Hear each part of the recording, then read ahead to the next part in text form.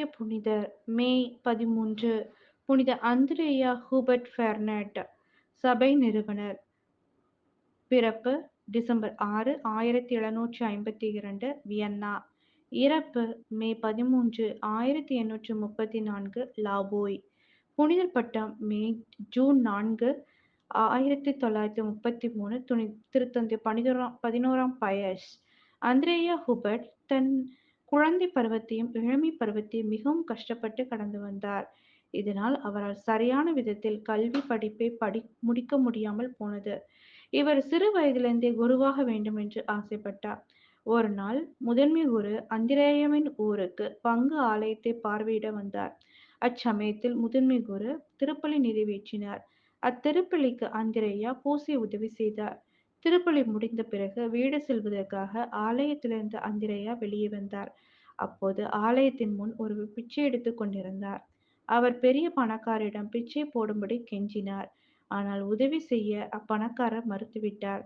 இதனை கவனித்த அந்திரேயா அப்பிச்சைக்காரரை தன் வீட்டிற்கு அழைத்துச் சென்று தன்னிடம் உள்ளதையெல்லாம் அவருக்கு கொடுத்தார். இதனை கவனித்த முதன்மை குரு தன் உடைகள் மற்றும் தன்னிடமிருந்த எல்லாவற்றையும் அப்பிச்சைக்காரரிடம் கொடுத்துவிட்டு அந்திரேயாவை தன்னுடன் வரும்படியாக அழைப்பு விடுத்து அவரின் விருப்பத்திற்கிணங்க குருக்களின் இல்லத்திற்கு அழைத்துச் சென்றார். அந்திரேயா தான் ஒரு குருவாக வேண்டும் என்று தனது விருப்பத்தை முதன்மை குருவிடம் தெரிவித்தார். பின்னர் அவர் குரு மடத்தில் சேர்த்து முறைப்படி கற்றுக் குருவானார். அந்திரேயா ஒரு உயர்ந்த பலனளிக்கும் நல்ல இறை ஊழியரானார். இவர் ஏழைகளில் ஒருவராக வாழ்ந்தார். அப்போது ஏழை மக்களுக்கு பணி செய்ய பிரான்ஸ் நாட்டிற்கு சென்றார். அங்கு பல ஏழை மக்களின் வாழ்வை உயர்த்திய பின் 1792ஆம் ஆண்டு மீண்டும் ஸ்பெயின் நாட்டிற்கு சென்றார். அப்போது யோஹன்னா எலிசபெத் என்பவரின் உதவியுடன் ஏழைகளுக்காக ஒரு சபையை தொடங்கினார். இச்சபைக்கு அந்திரேயா சகோதரிகள் என்று பெயர் சூட்டினார். இச்சபையை அந்திரேயா அவர்களே 1820 முதல் 1832 வரை தலைவராக பொறுப்பேற்று வழிநடத்தினார். சில ஆண்டுகள் கழித்து இச்சபையானது பிரான்ஸ், இத்தாலி, ஸ்பெயின், கனடா என பல்வேறு நாடுகளுக்கு பரவியது. இச்சபையானது ஒரு சில ஆண்டுகளில் ஏழைகளுக்கென்று ஒரு மருத்துவமனை கட்டியது.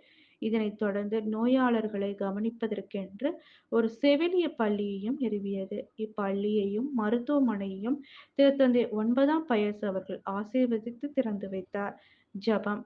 குணமளிப்பவரே எம் இறைவா, மருத்துவம் நாளுக்கு நாள் வளர்ந்து வரும் இவ்வுலகில் நீரே அனைத்திற்கும் மேலாக முதல்வராக குணம் அளிப்பவராக உள்ளீர் என்பதை இவ்வுலக மக்கள் உணரவும் உமது அருளாலே எப்போதும் குணம் பெறவும் உமது வல்லமையை தாரும். குணம். ஆமென்.